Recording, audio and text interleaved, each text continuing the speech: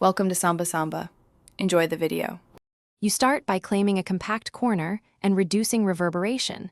This matters because clean audio and controlled light save editing time.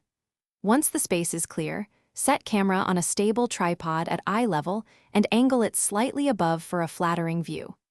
Next, attach a directional mic on a boom arm and run cables to a surge protector.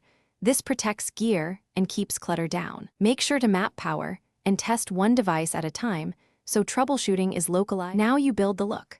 Position a key light about 45 degrees off axis and set a softer fill light to about half intensity to eliminate deep shadows. This creates depth and keeps skin tones natural. Once lights are placed, add a subtle backlight to separate you from background. This is what makes small setups feel cinematic. Then lock camera exposure manually, low ISO for clean image, shutter around 1/50th at 24 frames, and adjust aperture for desired depth of field so backgrounds don't distract. Finish by running a complete test recording and watch for audio peaks and camera focus drift.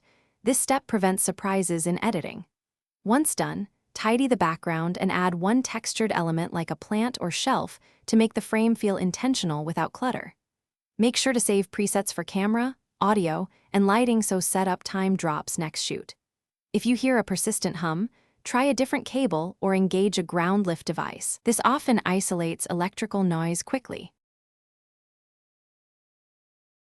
Thanks for watching. Consider subscribing if we helped you.